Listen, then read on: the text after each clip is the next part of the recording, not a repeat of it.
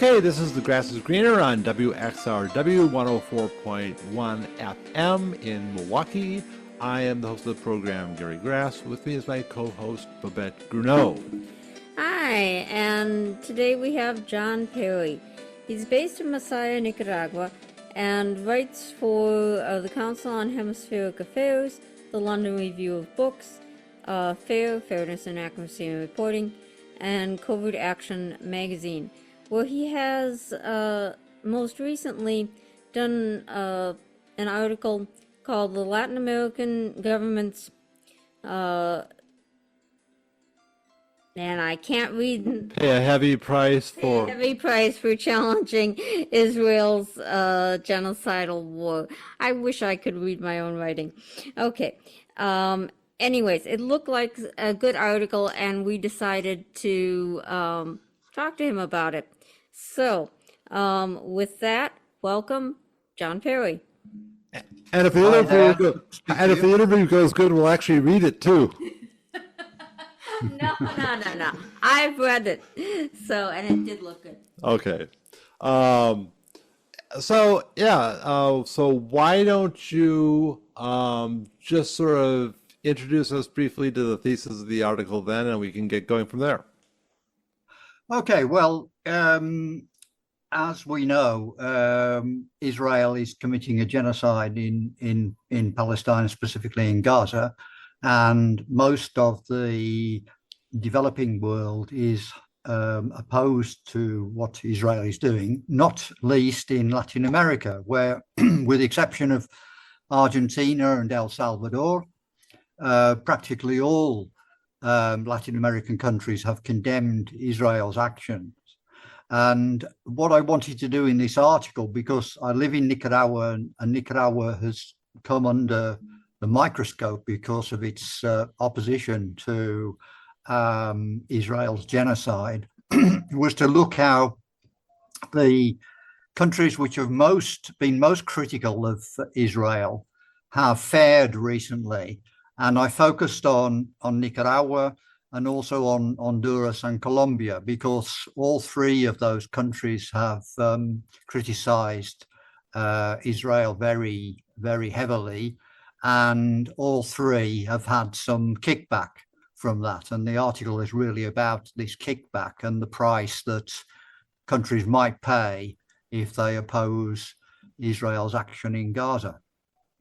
And actually, I think, so if you were to run down Latin America right now, Cuba hasn't even recognized Israel for 1973, I think, right?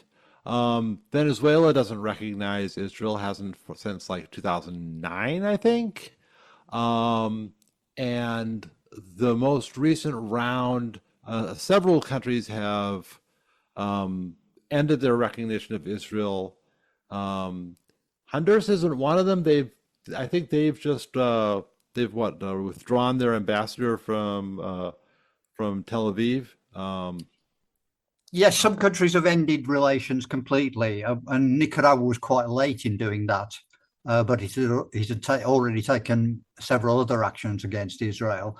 And then others have recalled their ambassadors and not sent them back. And Honduras recalled its ambassador and didn't send it back. So, you know, the diplomatic attacks from Latin America on Israel have been varied, shall we say? Yeah, and Latin America has kind of, in some ways, I'm really led in this. I mean, I'm a little surprised because I know Africa has been really outspoken on this. A lot of African countries have had like very long-standing positions on this. You know, I mean, you've got South Africa that says we'll never be free until Palestine is free. And, you know, we talked to Zweli Mandela a few months back about that. But Latin America has really kind of led on this a lot. I was surprised to see that, you know, I think all the countries that have recently broken off relations, they were like all in Latin America. Yes, and in part, I think it's because of the history. in two senses. Of course, Latin America has suffered particularly from oppression from the United States over the centuries, and particularly in the decades since the Second World War. But it's also because Israel has been very much a compatriot of the United States in assisting it in the repressive actions that the US has taken in the whole of Latin America. But if we just look at Central America, the time when the genocidal wars were taking place in Central America, in Guatemala, El Salvador, and the Revolutionary War and then the Contra War against the Sandinista government in Nicaragua, the US were heavily involved on the wrong side in all of those cases, and Israel was there supporting them, was sending weapons to El Salvador, sending weapons to the army in Guatemala, who killed, I think, training some of the death squads in El Salvador, training the Caviles in Guatemala. Yes, indeed. And I think the death toll in Guatemala in the end was over 200,000 people. Yeah, and more recently has been helping, in the right-wing government in Honduras. I remember reading a book, 30, maybe almost 40 years ago now, about Israeli arms sales to Latin America, where all these repressive, dictatorial governments, Ecuador received this many Kafir fighters in this year, and it was just, a huge chunk of Israel's economy at that time was arms exports, and they sold tons of arms to repressive governments that they couldn't get their arms from anywhere else, but Israel wasn't picky. And so they had these really tight relationships with all these dictatorial governments, and they were just like some of the worst actors in the hemisphere. And then that kind of never ended. You kind of kept seeing, Israel is working with the paramilitaries in Colombia. Israeli mercenaries were captured being part of this assassination attempt in this country, and it's like over and over and over again. And they're here in the United States, in our cop cities, training cops in repressive tactics in the United States. This is like their kind of like gift to the world, is like, new instruments of repression and terror. For them. It's a major industry for Israel. Training military or paramilitary forces. I was talking to a friend of mine in the US about this article, and she's a little older than me, and she lived in Matagalpa in Nicaragua at the time of the revolutionary struggle against Somoza, the time of the Somoza dictatorship. And she said during the battles that took place in Matagalpa, she was helping one of the Sandinista soldiers, and he handed her the weapon that he captured from Somoza's National Guard, and it was an Israeli weapon. And he said that a lot of the weapons that they were using were Israeli weapons. So I think that bears out what you said, Gary, about Israel's long-standing involvement in the wrong side of revolutionary struggles in Latin America. Yeah, and I also a couple other. I mean, I'm just sort of recalling these as I'm sitting here, like Guatemalan intelligence. They had like Israel coming in and like putting stuff in their telecom system to like be engage in surveillance, and I think the Chilean DINA had the same thing where. Israeli like surveillance technology was brought in for the intelligence and the counterinsurgency intelligence forces of all these different countries. They've been sort of leaders in high technology of repression. Exactly, and there's recent evidence of that in Honduras and in Colombia. That's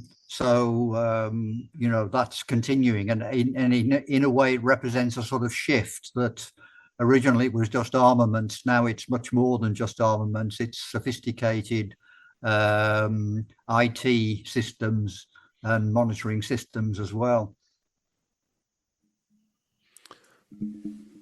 Do you want to, go into examples? I mean, it's, I haven't read the articles. I don't know what to ask you next.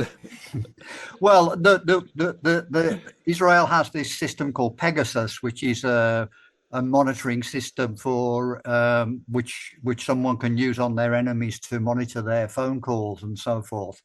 And that's been deployed in Honduras by the previous neoliberal government before the current leftist government came into power in 2020, the beginning of 2022.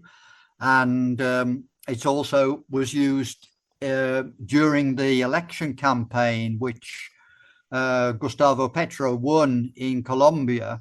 And during the campaign, his opponent was using this Pegasus software to spy on the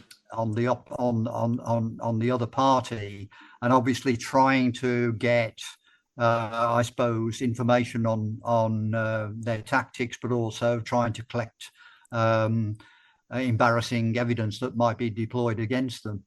So you can add election rigging and election interference to their national resume.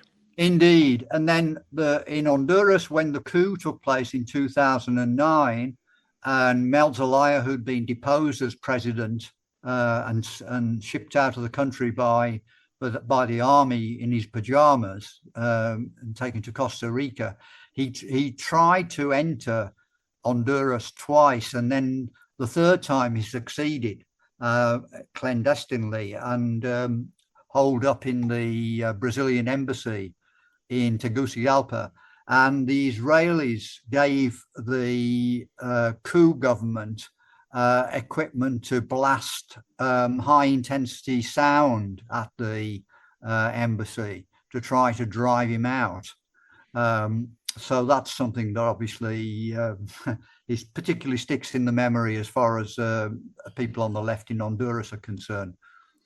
Let me ask you, when like progressive governments come into these countries, and Israel has already been cooperating with the military and with the intelligence services, and they've given them all these toys. Do these systems get taken down when a progressive government comes in, or do they just get used by the military against the progressive government? Well, here we go into the sort of history of revolutions in Latin America in a way. I mean, there have been two successful revolutions in Latin America, as you know, in Cuba and Nicaragua. And in those two cases, it enabled the revolutionary governments to eliminate the previous army and police force and construct a new army and police force on revolutionary principles. But that's not a luxury which is enjoyed in Honduras or in Colombia. And both of those leftist presidents are struggling to use the systems the security systems they inherited, which often use Israeli technology. And in the case of Xiomara Castro in Honduras, even as she was condemning Israel for its genocidal activities in Gaza, she was embarrassed to discover that her army was using new Israeli equipment of the kind that was being deployed in Gaza. And indeed, I think forces had even received Israeli training. This was since she'd become president. So that kind of illustrates the fact that even if you're president of a country, you're not necessarily in complete charge of the security system. I suppose the same in many ways. So they were working behind her back? I think it's military? I think so, but it's kind of I hesitate to sort of analyze this in detail because I don't know enough about it. But I think it's just the problem that somebody in her position has. She's in charge of the presidency, but she's got limited control over the parliament, the National Assembly. And of course, she inherits people in the armed forces and the security systems who were there from the previous government. To some extent, those can be changed, but such is the level of corruption and dependence on the US and on Israel in the armed forces in Honduras and in Colombia. I think both presidents have really struggled to impose their own ways of working on their security services.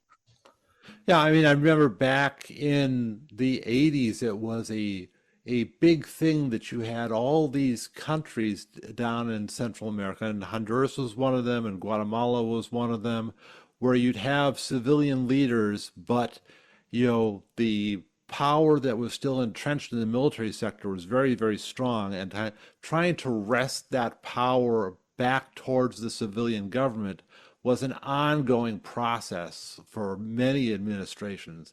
I remember that's one thing that, like, I think Carlos Flores was credited for having a lot of success in trying to re-civilianize the power structure in Honduras back in, like, I think the early 90s. So this is a process that goes back a long, long time. And I think when you have certain governments in power that aren't really are just very, very allied with the military or need the military. It kind of flows back a little bit. And then you have other governments that come in that are like more oppositional, that they are have to struggle again to kind of reclaim some of that turf. Yes, and in all of these cases, the military and security systems are, they're so big. I mean, Honduras at one time had, I think, 4 different police forces, with varying degrees of militarization. So that these right-wing governments kind of surround themselves with different security systems in a way, I suppose, as a sort of insurance against coups and against their political opponents. And it's very, very difficult to untangle these systems once a left-wing government comes into power. And of course, they only come into power for 4 years. And so, it's not really very much time in which to get to grips with these Uh, problems and really sort them out. I think some of those countries have 5-year terms. I think maybe some even have longer terms than that. But yeah, I mean, yeah. And it's Um, only you're only in power if you can keep it. Yes, and in the in the case of both Colombia and Honduras, the current left wing presidents are challenged in their parliaments, challenged by the judicial system, and face a only partially sympathetic security system as well.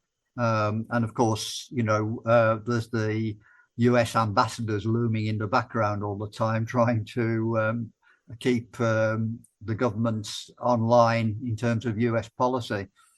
yeah, there was that old long-standing joke that you'll never have a military coup in the United States because there's no U.S. embassy here. Exactly. And one of the points I made in the article was that the threats against Xiomara Castro in Honduras are believed to be led by Laura Dogu, who is the US ambassador in Tegucigalpa. And Laura Dogu was the US ambassador in Managua in the 2 or 3 years before the coup attempt in 2018. So she was clearly sent to Tegucigalpa with this experience behind her, and has been developing the contacts with the capitalist class in Honduras as she did with the same people or the equivalent people in Nicaragua, in order to try to undermine the position of the of Xiomara Castro's government. Again, it's kind of it's a combination, isn't it? It's partly if Castro keeps in line with US policy, that's okay. If she strays too far towards the left, too far in her criticisms of Israel, for example, then the US swings into action against her. And of course, Xiomara Castro is very well aware of this all of the time. And she's under a lot of pressure from the left, who wants to see some of the uh, some of the changes that they voted for her for, and some of the, maybe demilitarization, since they've often faced repression. Indeed, and one of the huge problems that she has is that this repression continues. It's not obviously as great as it was under the previous government of Juan Orlando Hernandez, but in the article I mentioned the recent case of a very well known and liked community activist, Juan Lopez, who was leading the struggle against a mining operation in the north of the country, and he was assassinated. And since Xiomara has been in power, there have been several of these assassinations, and often the police or the army are, not proven to be involved in these things, but certainly aren't helping to avoid these kind of repressive acts from taking place, and that's something that I think she's found very difficult to get to grips with, and has obviously caused resentment amongst community activists, left-wing grassroots groups in Honduras, that she hasn't moved more quickly to establish genuine politics driven from below and from this wide range of grassroots organizations which Honduras has, particularly in rural areas. It does strike me that the balancing act that all these Latin American leaders have to play, that they are at least assisted somewhat by the fact that they're not as alone as they used to be, right? There was a time, I mean, back when the ambassador at Honduras was John Negroponte, right? You who was there? Who were the allied governments that were doing similar things, right? You had Nicaragua standing alone with Cuba, and it was a really very repressive hemisphere. I mean, there you didn't have a lot of other, national governments. You had revolutionary movements in various places, but you didn't have many governments. And now you can look across that same area and you see, well, you've got Bolivia, which has some problems, but it's Bolivia. You've got, Venezuela. You've got, for a long time, you had just a whole series of these countries that were very, very good. And, Well, you have a progressive government in Guatemala now. Again, if they can keep it. Yes, and I Mexico, agree I with mean, you. In yeah, and general, Colombia.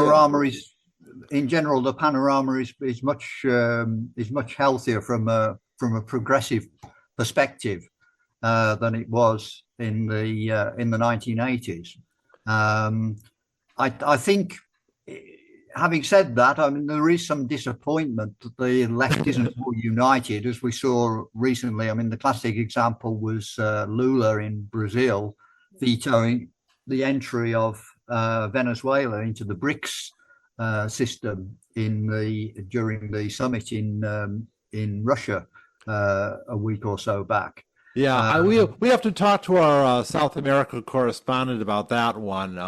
There's some reporting that Maduro is blaming a rogue diplomat and kind of insulating Lula from the blame for some of that. So we'll see what that really amounts to. But uh, you know, he says that they were stabbed in the back and that was not anticipated. That they wouldn't have gone forward and pushed this if they knew there was going to be a veto coming from Brazil. So this was kind of a shock. But that said, the perspective that Mexico and Colombia and Brazil have all taken on the most recent Venezuelan election hasn't been completely supportive of Maduro either. There are these little breaks where things are not very solid between all the progressive leaders in the hemisphere. Yes, indeed. I mean, I think I guess the country that enjoys most solidarity in those respects is Cuba, um, and Nicaragua and Venezuela less so. But that's it's certainly, as you say, it's a much better panorama than existed in the 1980s for progressive governments, even if there are still problems.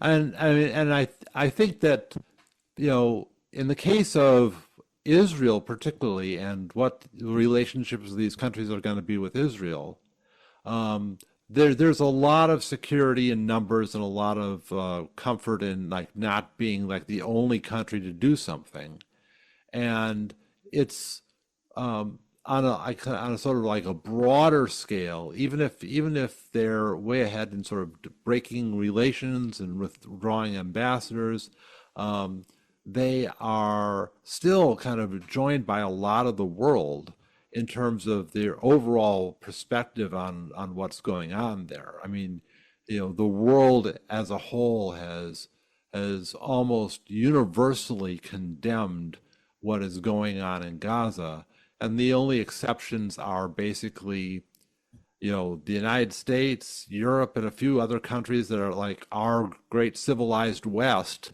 And then, the entirety of the rest of the world is completely against this and kind of sees it for what it is. Yes, I think it's the point I was making in the article was that some of these countries, particularly the ones I picked out, have been especially vociferous in their criticism of Israel, and in a sense have gone out on a bit of a limb and risked the opprobrium of the US and of Israel in the course of doing that. But there again, you could say, at least in the case of Nicaragua, that it's received plenty of opprobrium from the US and from Israel anyway, or from the US particularly. Yeah, Um, that's true. in a Oh, sense, in a sense, I suppose it's a bit more risky for Xiomara Castro in Honduras and Gustavo Petro in Colombia because their political positions are somewhat precarious, whereas Daniel Ortega's in Nicaragua is pretty secure.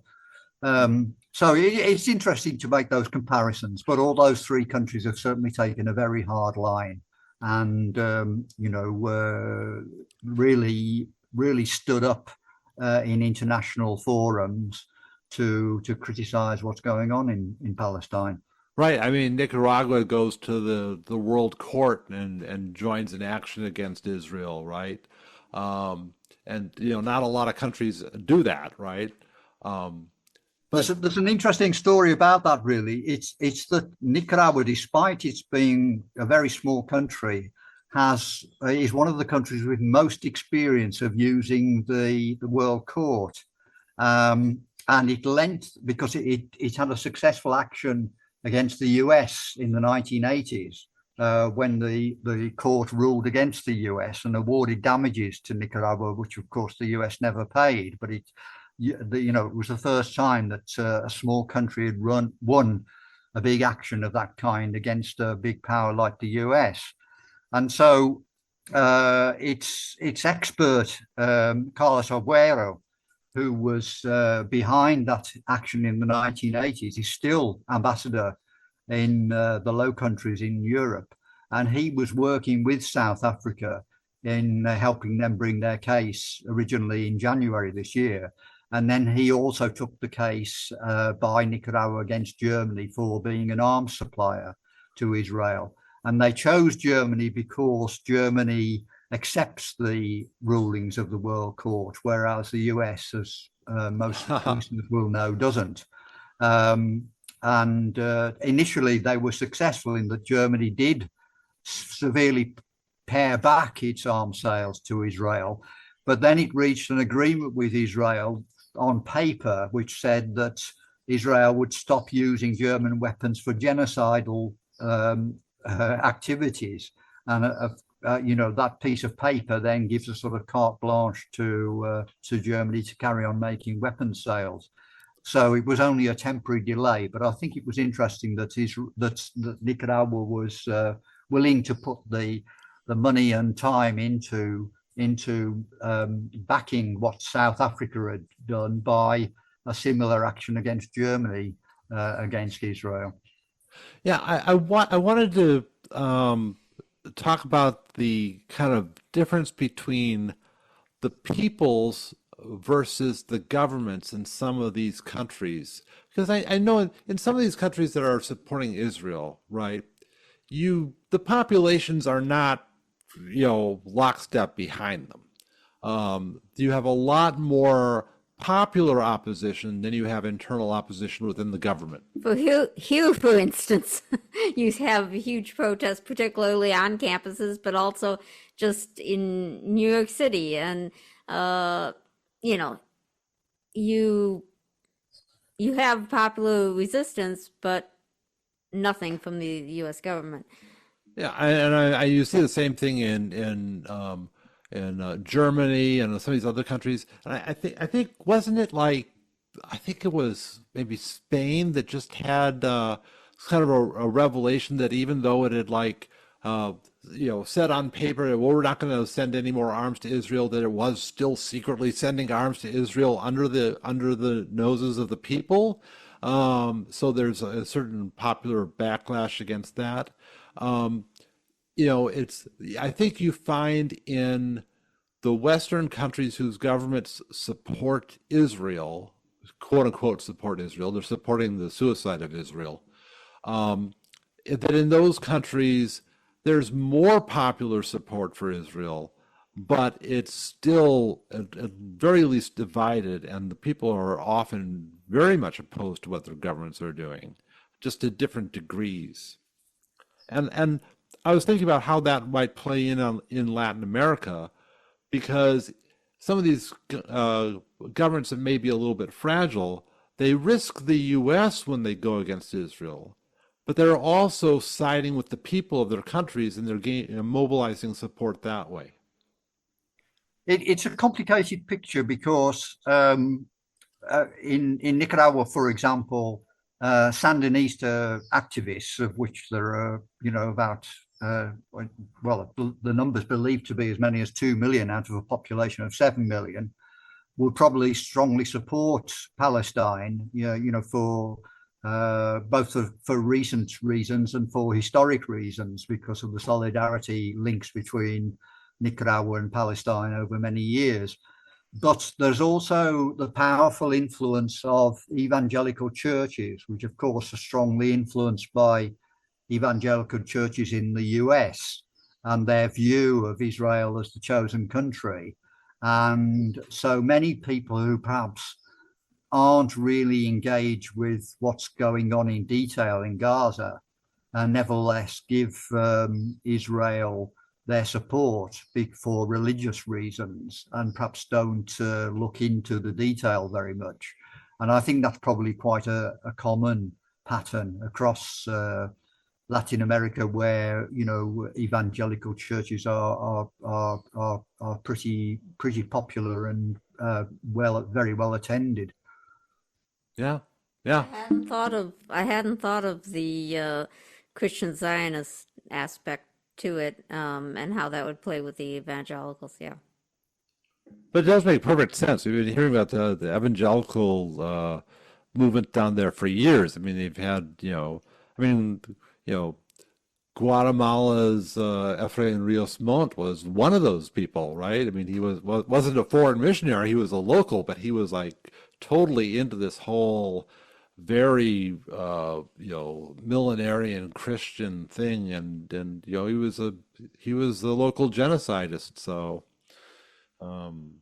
very Yes, I don't know Brazil, but I understand in Brazil there are these very large evangelical Pentecostal churches, which attract thousands of people to their services in something in the style of what happens in the US.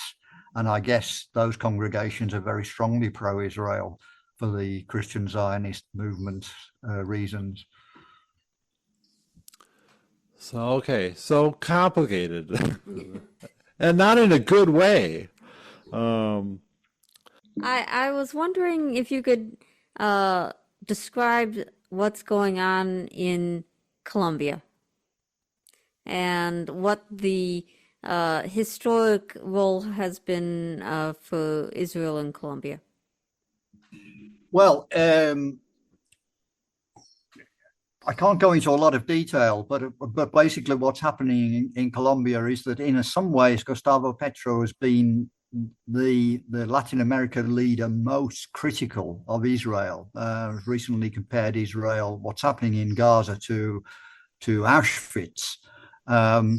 And he's the president which has received most kickback, at least verbally, from the US, who their ambassador has basically called him an anti-Semite, and he's had a lot of kickback.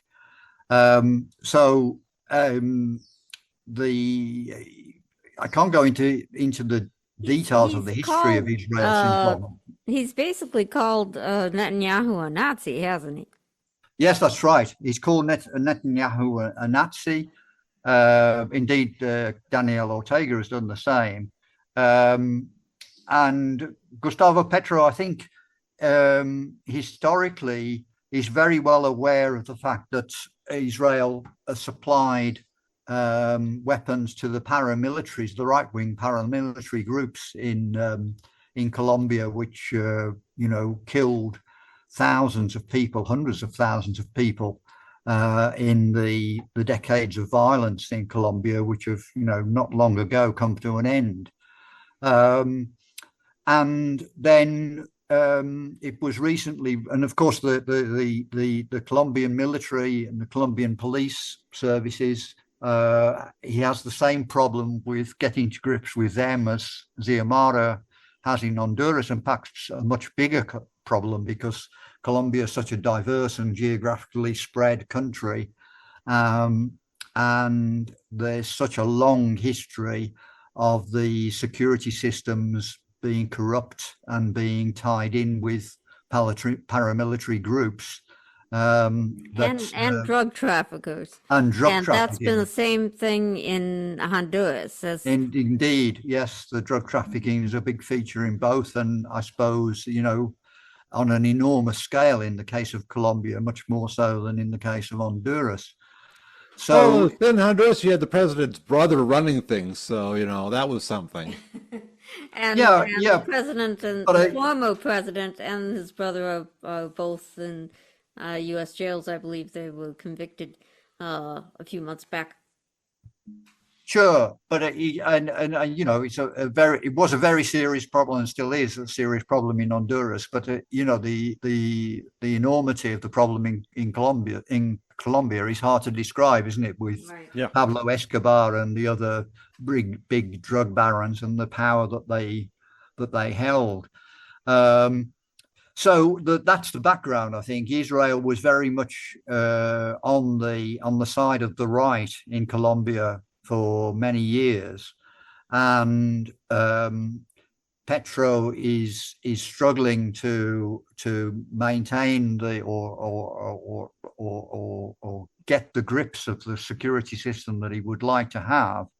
And then it's revealed again that the Israeli arms industry is still involved with the Colombian military, and that his immediate predecessor, Ivan Duque, had bought arms from Israel and had paid for these arms partly by shipping dollar bills. I think it was $11 million in cash by plane to Israel, which was clearly a very dodgy arrangement.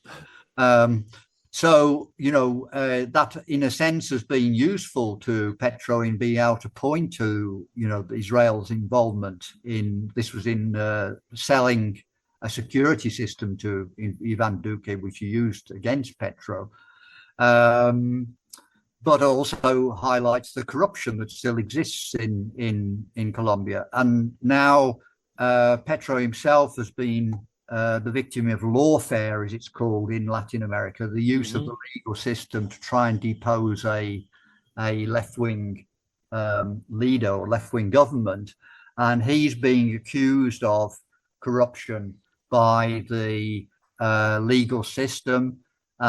He's said, like Xiomara said in Honduras, that an attempted coup is taking place.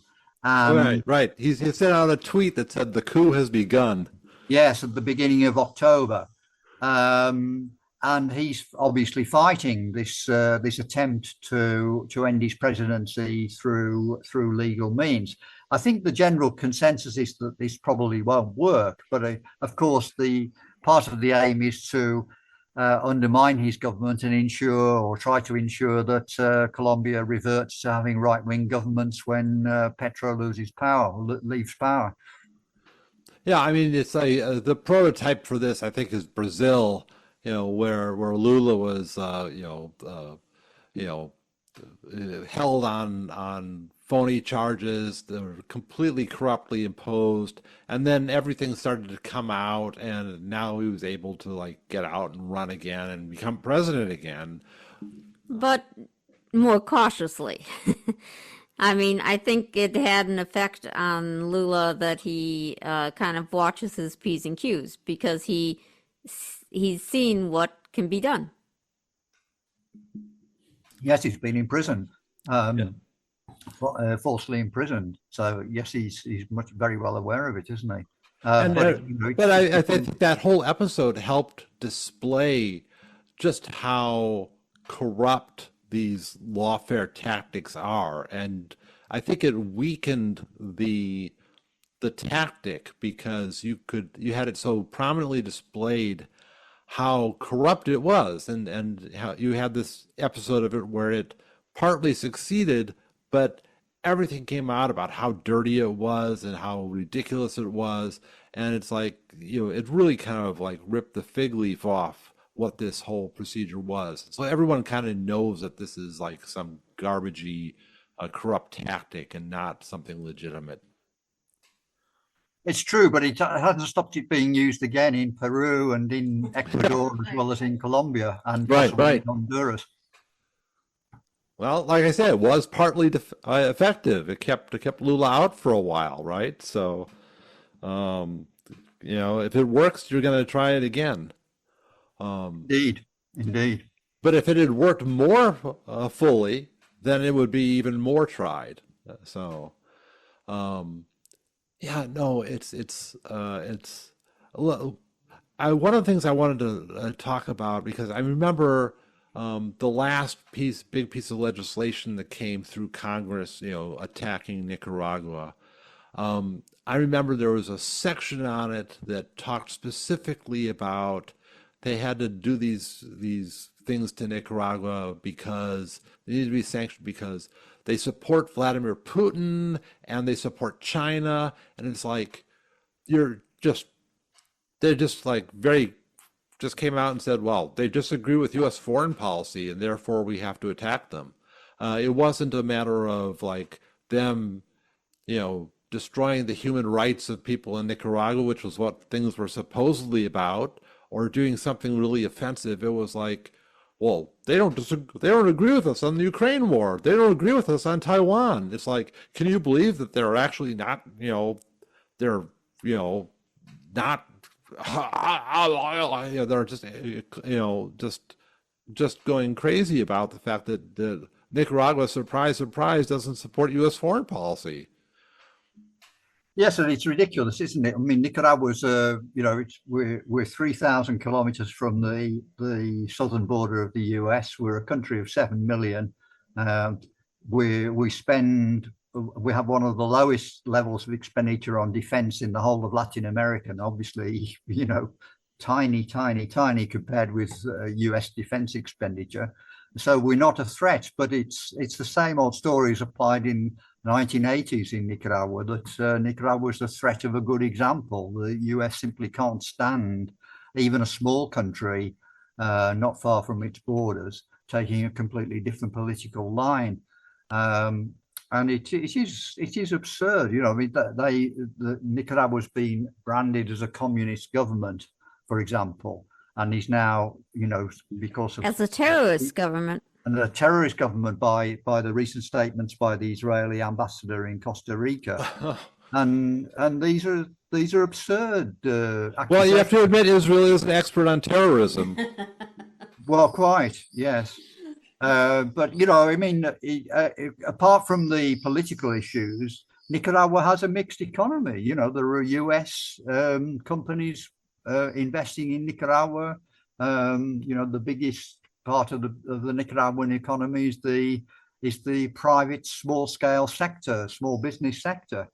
It's not it can't be described as a communist government in the proper sense of the word in any way. It's a socially oriented government, but with a mixed economy.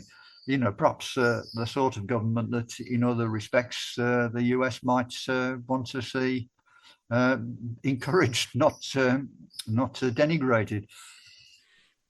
But if Nicaragua is added to the state sponsors of terrorism list that the U.S. keeps, just like Cuba has been, unjustifiably so, then it will be very difficult for them to trade with other countries.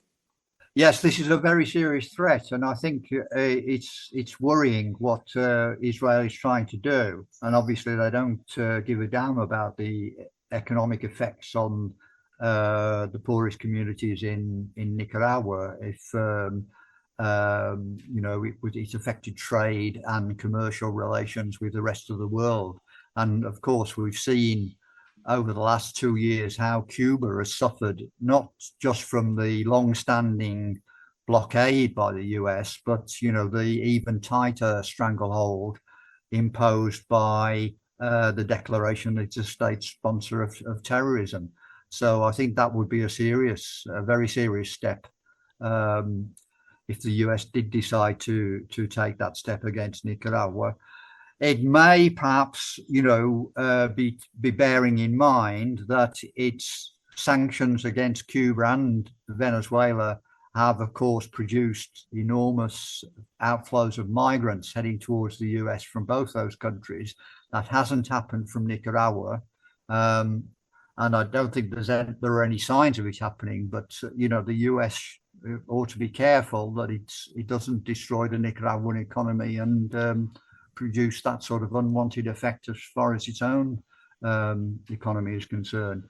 Yeah, I mean these types of sanctions have a massive overreach because they're not like just the typical sanctions that say, well, we're not going to trade with you anymore. You're going to lose out on all of our trade. It's not like we're like the sanctions we would have against China or someone, right? These go this extra step of saying anyone who deals with these countries, you can't deal with us, right?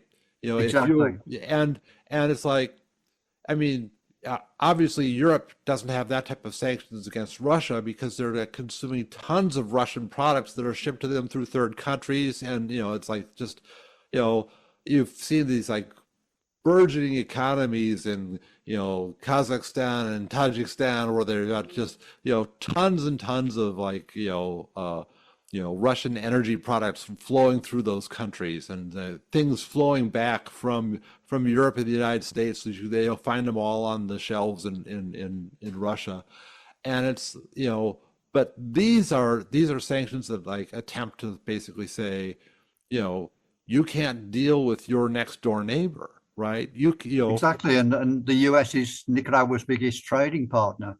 The biggest source of exports is the US. Having said that, I mean, the trade between Central American countries is very important. And when I talked to Nicaragua's finance minister last year about the effects of sanctions, and he said, we do have this advantage that we have these very strong trade links, by land to the adjoining countries. And for example, cheese, which originates in Nicaragua, is sold to the US, but it's processed in El Salvador. So there's a lot of, interregional links that make it complicated to impose severe sanctions on Nicaragua. So there may be a degree of protection available that isn't available to Cuba as an island, or Venezuela, which was so heavily dependent on petroleum sales. Yeah. And Uh, I didn't think of cheese, and we're in cheese land right here. yeah, right. Wisconsin is cheese land. Um, so that's good to know.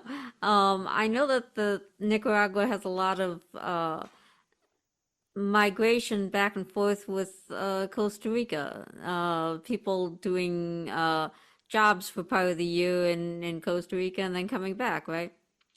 Yes, it's a very common phenomenon. It has been for many years, and of course, the right wing have presented this as people being forced out of Nicaragua into Costa Rica, where some of them have claimed asylum. But in reality, there's a symbiotic link really between the two countries, where Costa Rica's economy is 5 times bigger per head than Nicaragua's, and so people go there for short periods of time to work and then come back again. Um, and some cross the frontier legally, some cross it illegally to do so. It's a very important part of Nicaragua's economy, but also of Costa Rica's economy, because it's very dependent on low paid labor from Nicaragua. And I was just mentioning this is such a common story. I mean, the border between Colombia and Venezuela, the border between the U.S. and Mexico. You have all of this back and forth traffic, which is just so routine, where people going and coming back, and like just, you know, treating the border as a minor nuisance, right? And just, living and working in both places and having family on both sides, and not treating it as like this huge existential thing. And then you have people that come by and they like completely ignore that aspect of the situation, and like, want to build a vast wall of some kind, and it's like, or like, oh my God, there's all these refugees coming in. It's like, no, these people are gonna go back in a few more weeks. They go back and forth all the time. This is nothing unusual. And people just ignore that and just don't seem to realize that it's like, it's a pretty common phenomenon throughout the hemisphere, and maybe throughout the world. I don't know, but it's like, at least I know several places where this is just really routine. It's particularly the case in between Nicaragua and Costa Rica. If you look at the movements, the cross-border movements by Nicaraguan citizens, then in any year it can be anything from 200,000 to 500,000 movements, and the number of movements in both directions is more or less the same. Sometimes slightly more Nicaraguans leave Costa Rica than enter, and other years it's the other way around. There's simply a huge migratory traffic between the two countries, because of this very close economic link which the two countries have, and have had that for decades. And that's gonna sustain Nicaragua in the event of serious sanctions, or is that going to be affected as well? Well, it remains to be seen. It's very important for the Costa Rican economy. So the Costa Ricans have got a strong interest in maintaining, borders that are open to Nicaraguans, and Nicaragua's got a strong interest in people being able to go and work in Costa Rica and send money home and bring money home. So I think that's likely to be maintained, and of course it's an advantage which Nicaragua has, which say Cuba doesn't have as an island, in defending itself against the U.S. blockade. I mean, it seems like, we're being asked to do uh, incredible things here. I mean, if well, we have all this trade with Nicaragua, that doesn't just benefit Nicaragua; it benefits the U.S., right? And Benefits some of our allies. it benefits some of our allies, and the idea that Nicaragua doesn't take our position on Israel and therefore we're going to impose these sort of sanctions on Nicaragua, which hurt the United States, right? They don't help the United States in any way. They don't benefit us. This is all like a sacrifice that Nicaraguans and Costa Ricans and Americans all have to make for Israel. And I kind of feel like we're like, being like playing the German role in Nord Stream here, for the sake of another country pushing us around and sacrificing our own interests. It just seems like a ridiculous thing to do, but that doesn't mean it won't happen. I mean, the entire U.S. policy towards Israel seems like completely self-destructive towards the United States and not beneficial to us at all. Well, yes, indeed. And often these sanctions are justified in terms of, we're directing the sanctions very carefully against the government itself or or leaders of the government, and not affecting ordinary people. And the sanctions sometimes have, get out clauses for projects that assist poor communities. But in reality, the way they work is that they hit the poorest people, because the poorest people are affected if trade is affected. For example, when there was a sort of half-hearted campaign against beef exports from Nicaragua to the US a couple of years ago, 3 years ago, it would have been the 300,000 people, I think, that depend on the cattle trade and cattle cultivation in Nicaragua that would have suffered. Obviously, some of them are the big owners, but the majority are poor people who work on farms or in meat processing plants. So, there's no way that these sanctions are ever targeted against leaders of any country. They always hit the poorest people hardest. Okay, so are we missing anything here yet? Is there a particular thing you wanted to cover that we have failed to ask? No, I think that's probably it, Babette. Does that give you enough? Well, we wouldn't like for you to give us, if people want more information and want to keep following some of your activities, where would you suggest they look? Look at the Nicaragua Solidarity Coalition website. Google Nicaragua Solidarity Coalition, you find our website, and you'll then find plenty of material about Nicaragua, about the webinars that we do, and about articles about Nicaragua. So it's we hope, a mine of information for people who want to find out more. All right, thank you very much. Okay. Well, thank you. You're welcome. Bye for now. Bye. All right. Bye-bye. John Perry.